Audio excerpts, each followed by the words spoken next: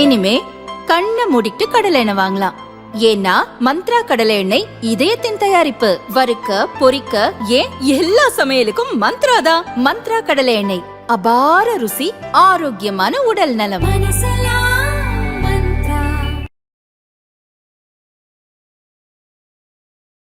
தமிழ்நாட்டு அரசியல்ல ஒரு நீண்ட நெடிய அனுபவம் உடையவங்க.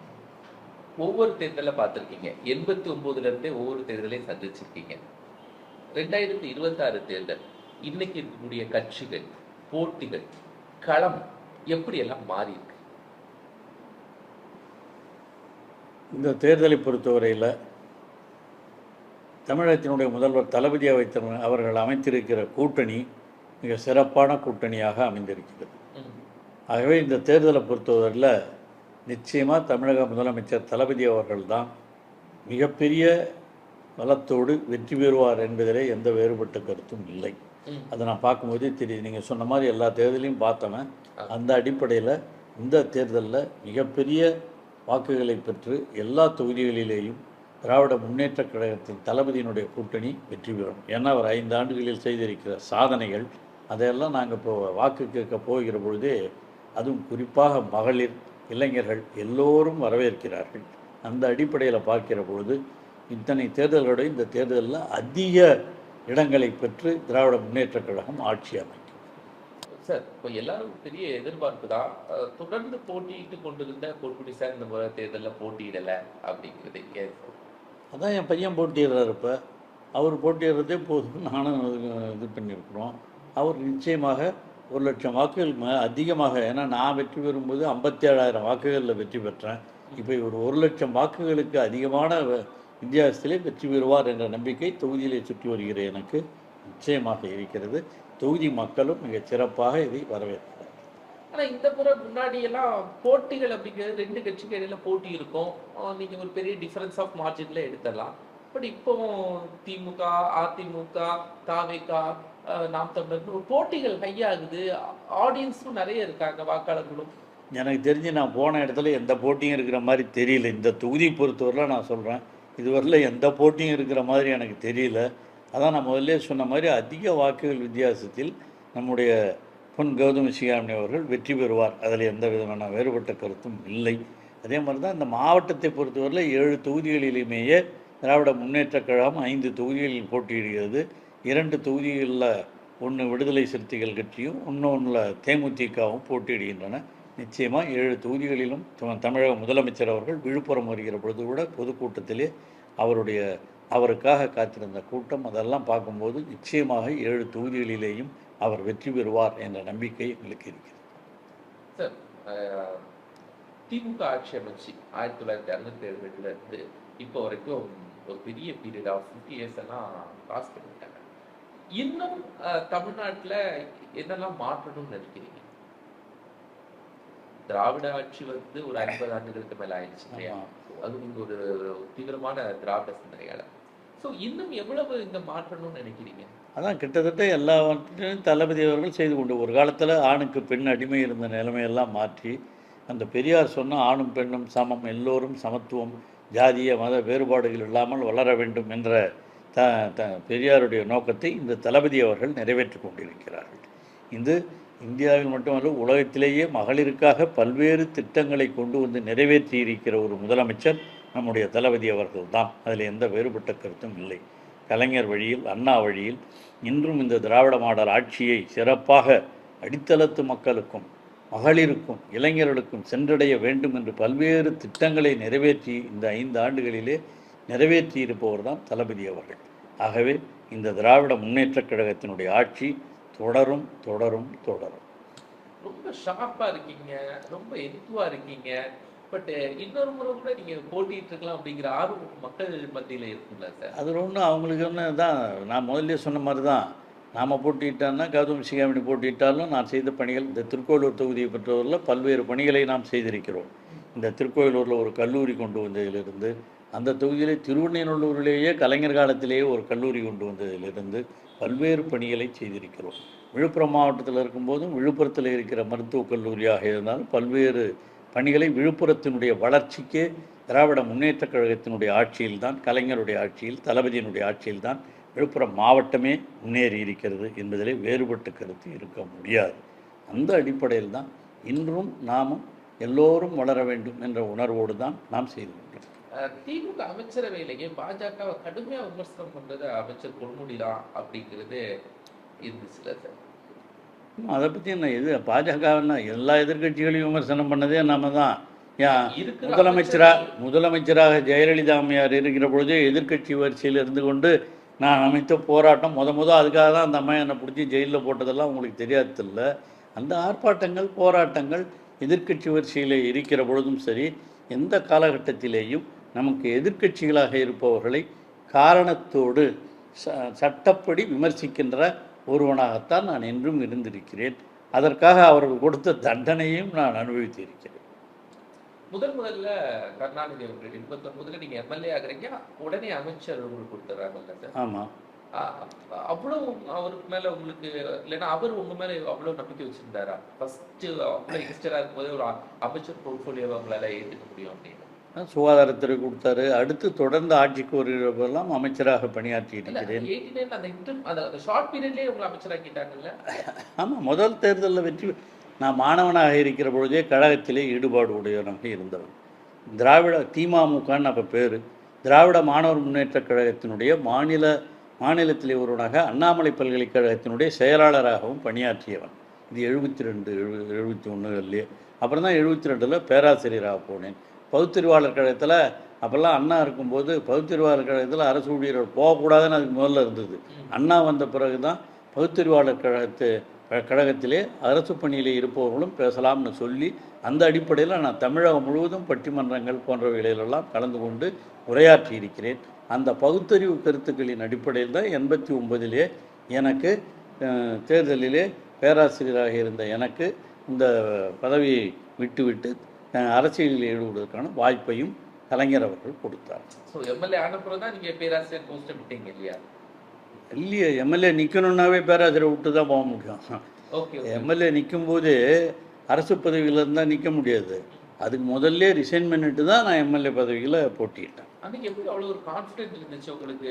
நம்ம ஒரு வேலை ஜெயிக்கலை அப்படின்னா நமக்கு வேலையும் போச்சு அப்படிலாம் பயப்படல? கொள்கை பிடிப்பு தான். இந்த கொள்கை பிடிப்பில் கலைஞர் அவர்கள் எனக்கு கொடுத்திருக்கிற ஒரு வாய்ப்பை கருதி நான் அந்த தேர்தலிலே போட்டியிட்டேன். ஏன்னா அது வரைக்கும் உங்களுக்கு அதிமுக ஆட்சி, சரி திமுக ஆட்சி வந்தால் நம்ம பெரிய ஆள் ஆகிடலாம், பட் வேலையை விட்டுட்டோமே. நம்ம பெரிய ஆள் ஆகணும்லாம் நாங்கள் நினைக்கலிங்க. அரசியல் ரீதியாக சட்டமன்ற உறுப்பினராக மாறி எனக்கு வாய்ப்பு கொடுத்த தலைவர் கலைஞர் அவர்களுக்கு பெருமையை சேர்க்க வேண்டும், திராவிட முன்னேற்ற கழகத்துக்கு பெருமையை சேர்க்க வேண்டும் என்ற உணர்வோடு தான் நான் தேர்தலில் போட்டியிட்டேன். முதல் தேர்தலிலே வெற்றியும் பெற்றேன். வெற்றி பெற்றதற்கு பிறகு கலைஞர் அவர்கள் என்னை அமைச்சராகவும் நியமித்தார்.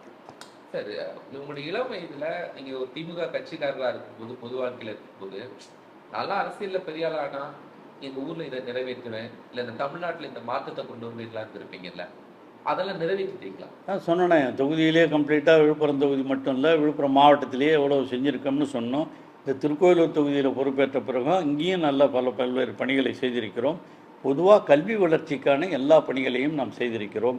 விழுப்புரத்தில் இன்றைக்கி பொறியியல் கல்லூரியாக இருந்தாலும், அரகண்டநல்லூரில் இருக்கிற பாலிடெக்னிக் கல்லூரியாக இருந்தாலும், இதெல்லாம் கலைஞருடைய ஆட்சியில், தளபதியினுடைய ஆட்சியில், நான் முதலே சொன்ன மாதிரி விழுப்புரத்தில் இருக்கிற அரசு கலைக்கல்லூரியாக இருந்தாலும், அதையெல்லாம் நம்முடைய திராவிட முன்னேற்ற கழக ஆட்சியில் தான் இந்த பகுதியிலே கல்வி வளர்ச்சிக்காக நான் பல்வேறு முதலமைச்சர்களுடைய அறிவுறுத்தலின்படி இதெல்லாம் செய்துக்கிட்டு தான் இருக்கேன்.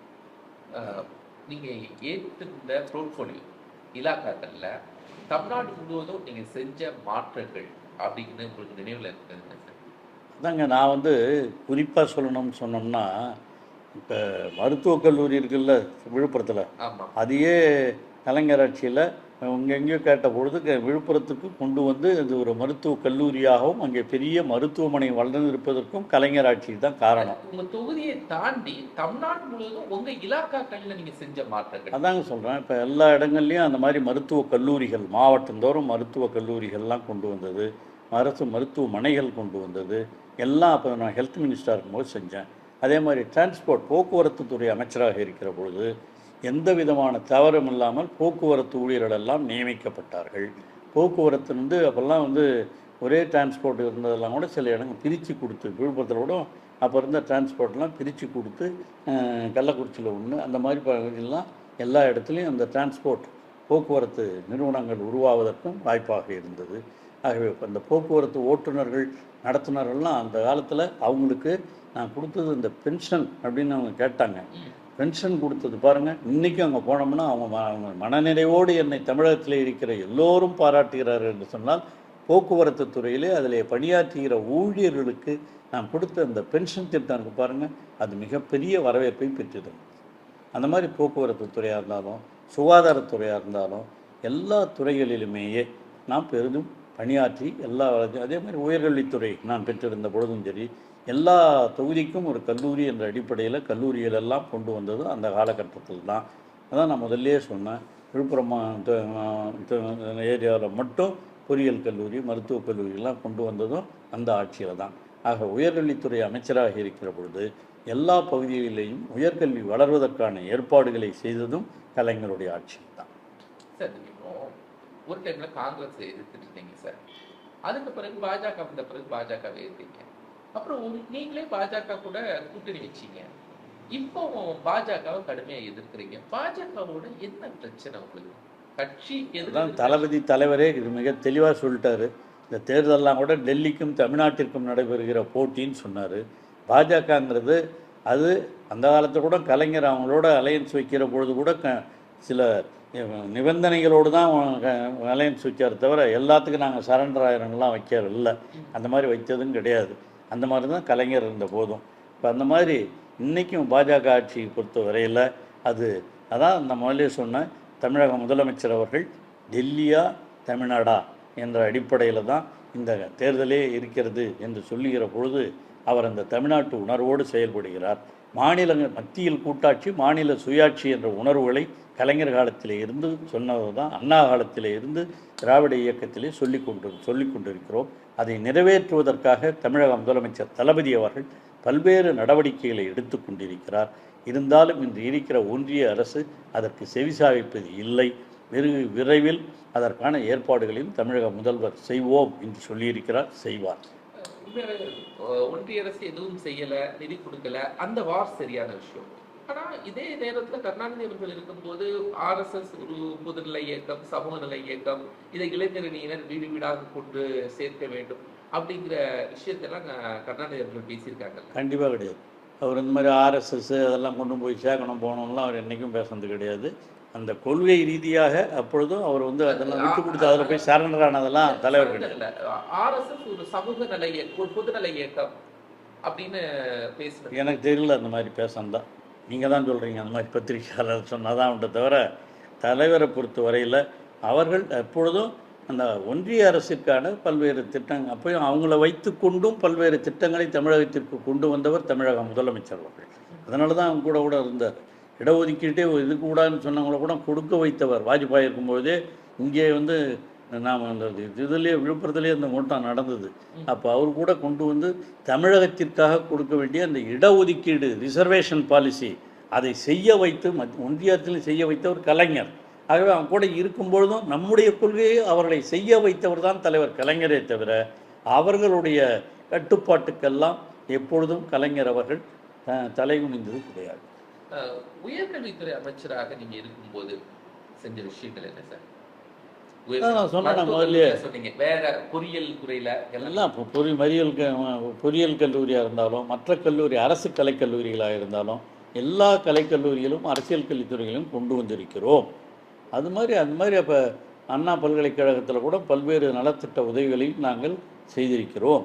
அப்போ தான் இடஒதுக்கீடு அந்த மாதிரி அரசு பள்ளிகளிலே படித்த மாணவர்களுக்கு அவங்க எல்லா கல்லூரிகளிலேயும் மெடிக்கல் காலேஜிலிருந்து இன்ஜினியரிங் காலேஜிலிருந்து எல்லாவற்றிற்கும் இடஒதுக்கீடு கொடுக்க வேண்டும் என்று அரசு பள்ளி மாணவர்களுக்கு கொடுத்ததும் கழக ஆட்சியில் தான். அப்போ அவங்க மருத்துவம் மட்டும் சொல்லியிருந்தாங்க.